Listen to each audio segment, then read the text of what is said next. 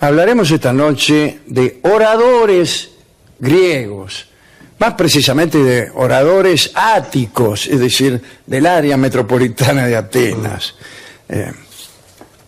Digamos que de la sofística nació la oratoria, y en la confección de discursos los griegos fueron los mejores. Esos discursos evolucionaron, puesto que había una fuerza que los empujaba, y que era la del agón, la de la competencia. La oralidad estaba destinada al triunfo judicial o en la asamblea o político. Es decir, que el discurso servía para competir y para ganar algo, para ganar un juicio o para ganar una discusión política.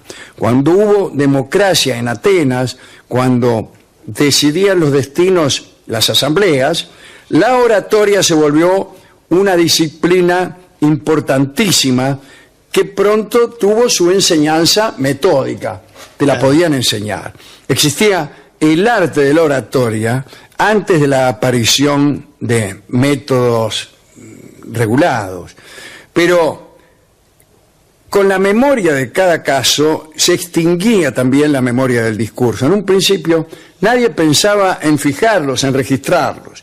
Solo con el desarrollo de los tribunales y con las ocasiones habituales de discursos que allí se presentaban, pudo formarse un arte sistemático y teórico.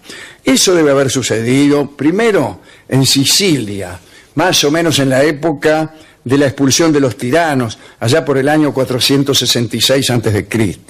Con la huida de los tiranos se hicieron valer una multitud de reclamos privados que habían estado siempre callados. Y entonces se habló y se entendió que había unas reglas para hablar. Aparecieron los que recomendaban, por ejemplo como Gorgias, expresiones poéticas, aunque estuvieran en desproporción con la vulgaridad del tema tratado. Para dar a su discurso un adorno, estos oradores que seguían la escuela de Gorgias buscaban hipérboles, expresiones extrañas, figuras no usadas o no usuales para deslumbrar a todos. Acá dice a los incultos, pero yo diría que a todos. Estaban los que eran enemigos también de toda pompa metafórica.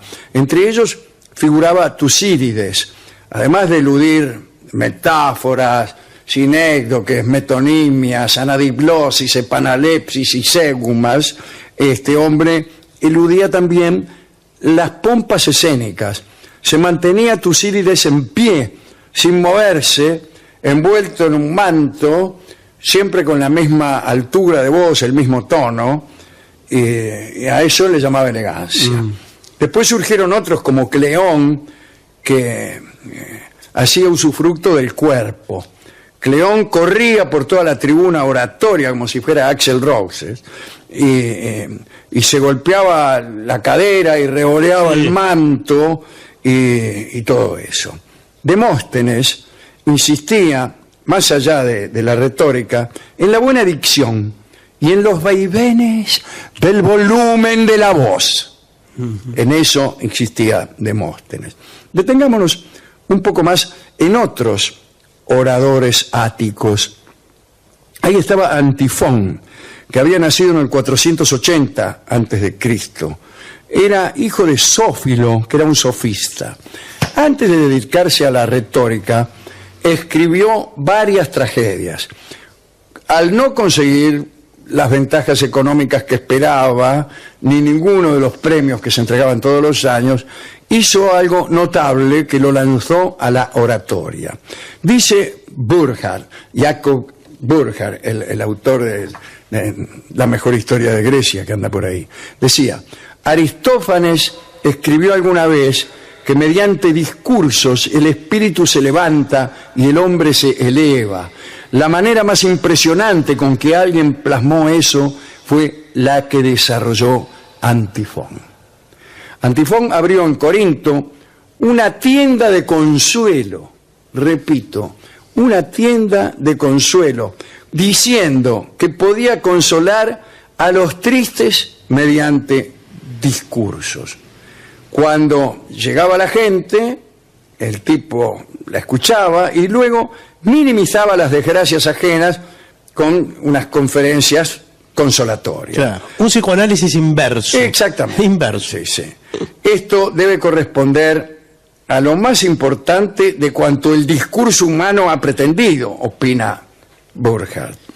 Antifón tuvo numerosos clientes, no pacientes, pero el problema de la mayoría de los desgraciados era que no tenían ningún dinero. Claro. Entonces no le podían garpar. Harto de escuchar a insolventes, Antifón dejó sus discursos de consuelo y entonces se dedicó a la enseñanza de la oratoria. Abrió una escuela en Atenas a la que se dice concurrió el ya mencionado Tucídides.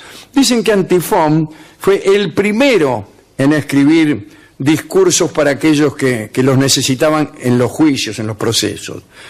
No pronunció ninguno delante del pueblo, ni tampoco se metió voluntariamente en ninguna disputa, pero sí escribía ejercicios retóricos para litigantes y se los vendía. O sea, vos tenías un juicio, no sabías qué decir, claro, ibas y le comprabas argumentos y discursos a Antifón. Los interesados debían aprenderlos de memoria y decirlos ante el propio maestro, que aprobaba o no sus propios escritos según la elocuencia del que los pronunciaba, ¿no? Se observaba que las palabras escritas no se condecían con la boca del hablante, entonces corregía el trabajo. Por ejemplo, cuando Antifón debió defender a un hombre tímido y asustado, le escribió un discurso en que lo hacía lamentarse de su ineptitud para hablar. Y en la voz del tímido hacía recordar a cuantos que no sabían hablar, que no hallaban crédito a sus palabras y se habían hundido por eso, ¿no? Mientras que otros que sabían mentir encontraban salvación.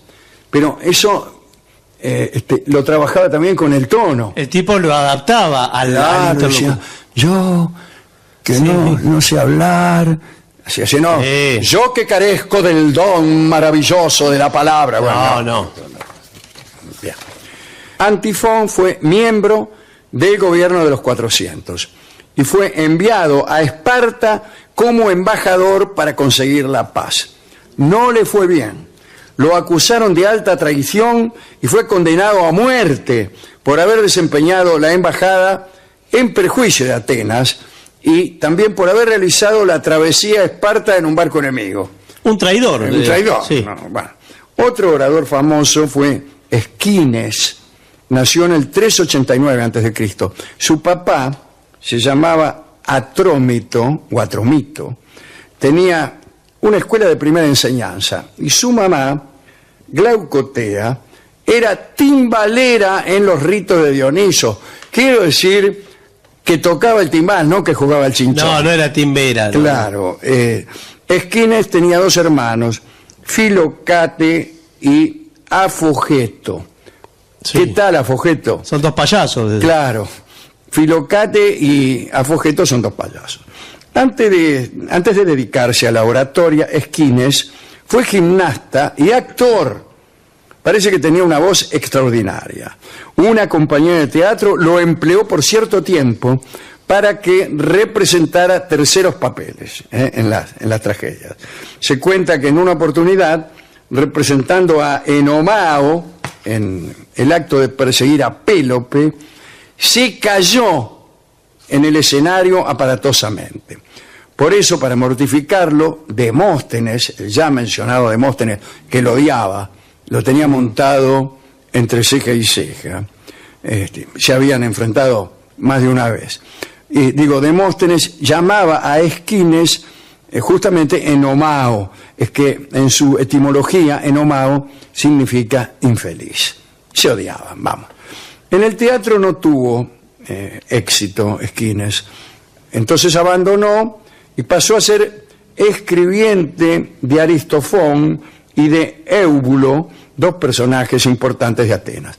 Así empezó a entrar en conocimiento de los negocios públicos, de las leyes, de los tribunales, etc. Dicen que Esquines fue el segundo orador después de Demóstenes. Fue esencialmente autodidacta. Según Burckhardt, lo ayudaba su belleza. Era lindo el tipo. Enamoraba a muchos gracias a su condición de hombre apuesto. Han llegado hasta nosotros 3 discursos de Esquines. Uno se llama Contra Timarco, el otro se llama De la embajada mal desempeñada y el otro Contra Ctesifón.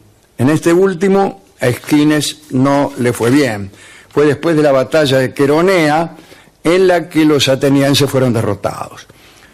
Demóstenes formó parte de una comisión para restaurar las murallas de la ciudad. Contribuyó a eso con sus propios ahorros. Ctesifón propuso, en reconocimiento, que se le otorgase a Demóstenes una corona de oro, y esto dio motivo al discurso de Esquines contra Ctesifón. Esquines se oponía, dijo, no, que corona de oro, qué sé yo. Demóstenes defendió al que quería regalarle la corona, y lo defendió bien. El discurso de Demóstenes fue irrebatible. Entonces, luego de haber perdido el proceso contra Ctesifón, defendido por Demóstenes, Esquines se desterró, se fue a Rodas. Cuando llegó allí, le hicieron leer el discurso que había desplegado, y nadie podía comprender por qué había perdido. Cuentan que Esquines tuvo la humildad como para responder: no se admirarían si hubieran oído la respuesta de Demóstenes. Debe ciertamente, siguió diciendo, llevar piedras en la boca, pues algo contundente salió de ella y fui destruido. Eso dijo Esquines del discurso de Demóstenes, que era su rival.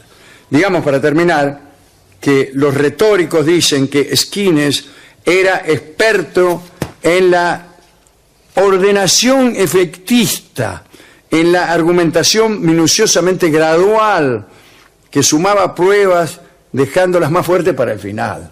Eran todos muy teatrales. Esto es lo que tenemos que decir hoy de oradores griegos, aprovechando que es el Día de la Madre. No, no es ni el Día de la Madre, y además tampoco tiene nada que ver el Día de la Madre con los oradores. Bueno, ahora, ¿cuántas cosas permanecen de estas reglas de la oratoria? Muchas. Por ejemplo, las figuras retóricas se siguen llamando igual a como se llamaban antes. En el libro que se llama Gorgias, que fue publicado hace algunos años por Hispamérica, que era un libro donde recogían los textos conservados de Gorgias, que era uno justamente que utilizaba todas estas figuras. Está lleno de notas al pie en donde se explica qué significa exactamente cada una de las figuras retóricas, de los tropos, etcétera, etcétera, ¿no? Que son muchísimos.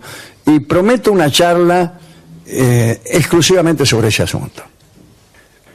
Escucharemos ahora, en esta vindicación de la palabra que hemos hecho, la canción que se llama Parole, Parole, en la interpretación de Mina con Alberto Lupo.